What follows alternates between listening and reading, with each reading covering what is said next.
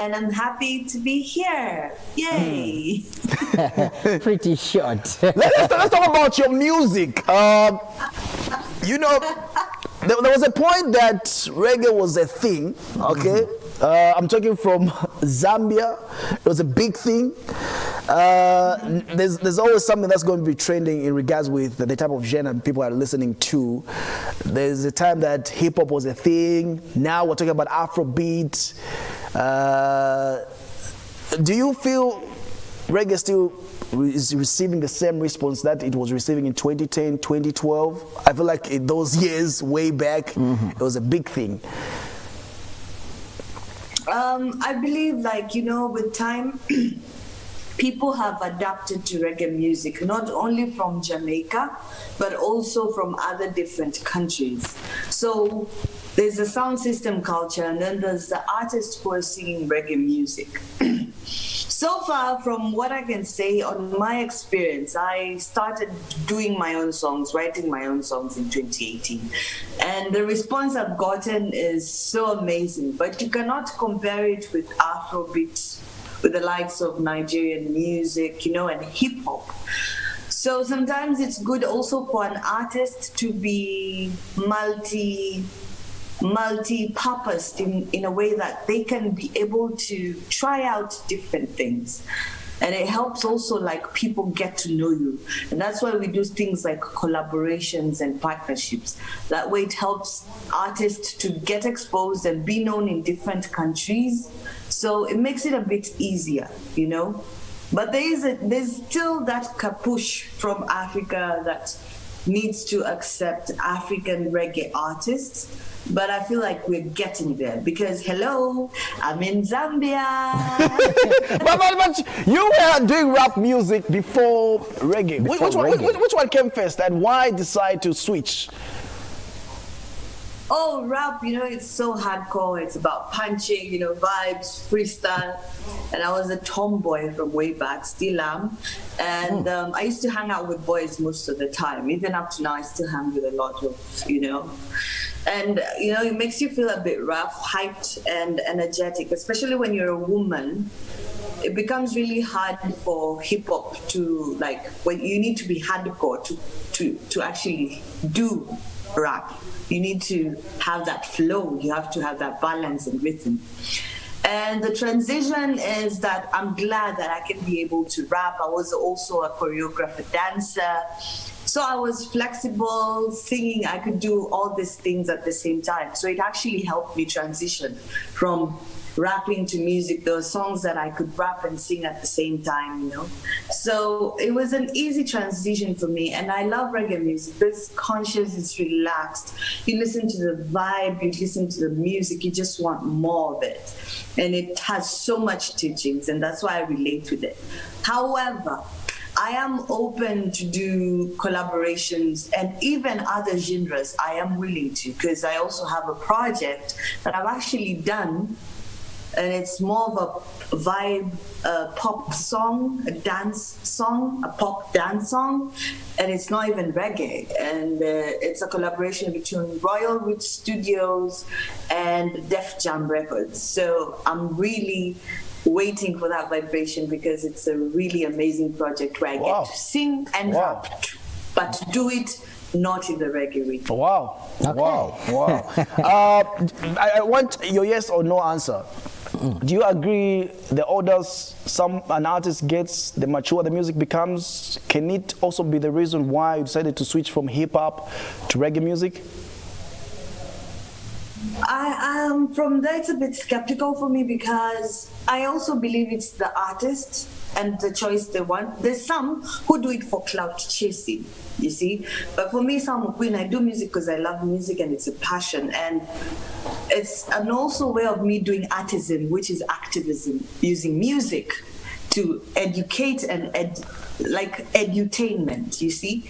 So I believe in the purpose of whatever you're doing, you have to understand your market. You have to understand your purpose. You have to understand why you're doing that music. You have to take time to listen to open, positive, and negative criticism. And from that, you learn what is the right way to go. So for me, I took the approach of collaborations, which has helped me a lot to get known in Africa and also all around Europe and in the US and Jamaica. So it is coming slowly, and I'm liking the pace because I love my normal life. I don't like that fame to blow out of proportion, because it also comes with standards. You see, you're not the same. There's a way you need to sit. There's a way you need to move. And I love being simple, you know. And that's why I relate so much with reggae music when I sit with my mentors, my fellow Rastafarians, and they give me these teachings. They remind me that you're doing music, but you're still you. Don't lose yourself, you see? Yeah. Okay, interesting. Yeah, very interesting. Speaking about cloud, I know so many artists get in the game all about to get Yes. famous, or maybe to get money, or maybe apart from that to get quite a number of things or a number of issues. What was your major goal for getting into the music industry? I'm a mom, as I told you, and I want my son, I want my grandmother, I want my mother to listen to my music, to sing along to it, and be able to. Okay, so we are trying to reconnect back, hoping that we get back with Salma on screen just to find out more questions in regards with her music and how everything is going. There's always something about an international success you're going to get, you know, where she explained about her journey and how her music has been going and why she had to switch from being a hip-hop artist to a reggae music at the end of the day right there. The other thing I'd like to find out from her when she gets back on screen as well is also the Kenyan industry. Maybe we can take it from there. Yeah. How it works. Okay, maybe we find out. Is it the same as Zambia? Is it not really as Zambia? Zambia is not a bad industry. Zambia doesn't have a bad industry. Our industry is growing. So we have a bad. Yeah. So we kind of lost you a bit, but maybe we can just start from where you were answering his question as well. Yeah, sorry about that. There was an incoming call because you're using phones. But, Oh, yeah. I've handled it. Okay. What was the question? Kindly remind me. All right, so the question was about the reason why you entered the music industry. As we all know, artists, you enter with different reasons. Not because of clout and stuff. And why would I do music? Yeah, I'm there. First of all, I see what is happening right now.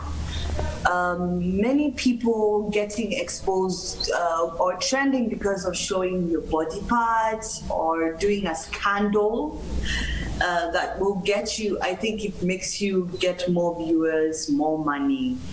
And I'm not into such things. If you find Salma Queen in such things, oh my God, I think I will need 10 prophets to pray for me, because that's not my vibration.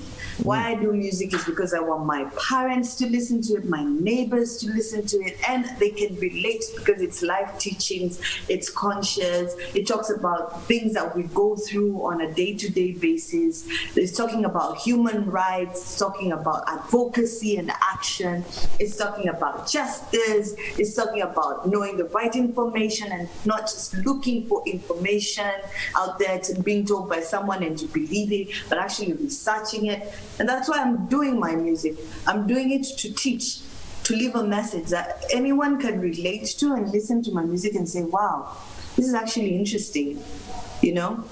That's why I do music. I don't do it for clout, and I will never do it for clout because that's not my priorities or my principles.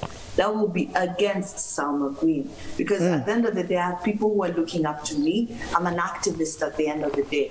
So whatever I'm preaching out here, and it's not going with what I say on the ground, then I'd rather stop what I'm doing and not make a joke out of it. A quick one. Maybe Tell us a brief information about the Kenyan industry. Before we kind of lost you, we were talking about it right here on Prime TV Live. What we get to find out? Maybe you can just give us some few information that we need to know. Is there unity? How's the music going? How's maybe in regards with pushing your song?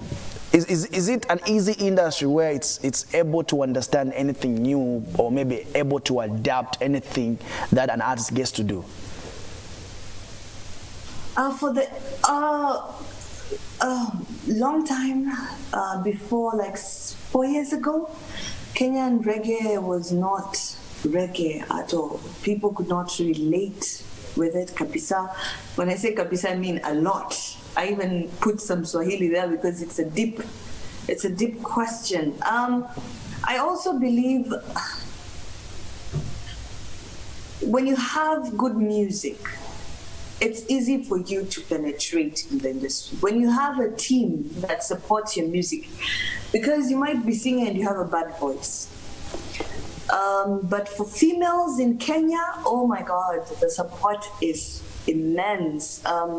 Big up to all the people working in reggae industry in Kenya, because right now shows are starting to come in after the president 2 days ago removed the lockdown curfew, so it was limiting shows for artists, and the only way we could do shows was maybe go online.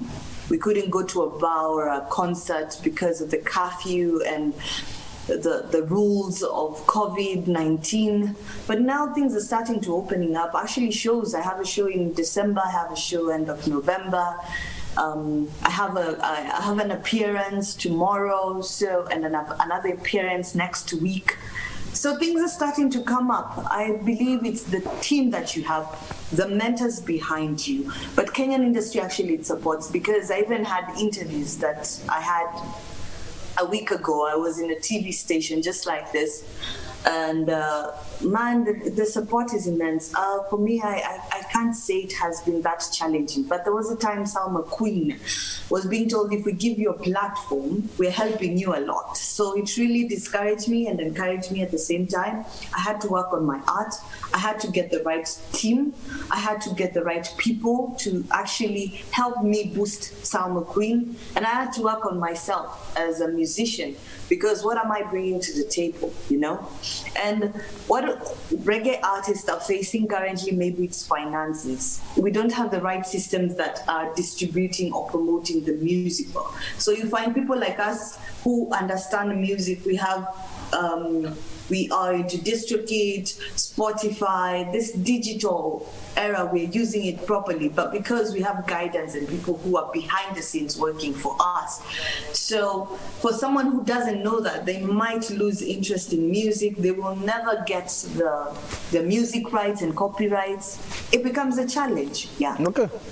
All right, so Salma, if given a chance to do a collab with a Zambian artist, whom would you prefer? Or let's talk about Zambian music. Which of our artists' music have you listened to and you will be like, yes, I want to have a collab with this particular person? That's a tricky question. Yeah. You got me on the back.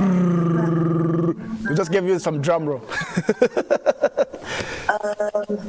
I think I'd have to really be keen, because even when I do collaborations, to be honest, it's all about how I interlink with the artist, how I communicate with the artist, and if the artist actually feels my vibration and I listen to the music and I feel the vibration. But I know Zambia is one of the biggest reggae, I don't know how to say it. Zambia with reggae, it's on another level. I can't compare it to Kenya. We're still like progressing. We can't reach your level because you guys are on another level. That's a tricky question. I had not thought about that, to be honest. But for sure, I will go through my notes and think through. All right, so Salma, thank you so much for making time to be with us right here and share with us your music journey on the lounge.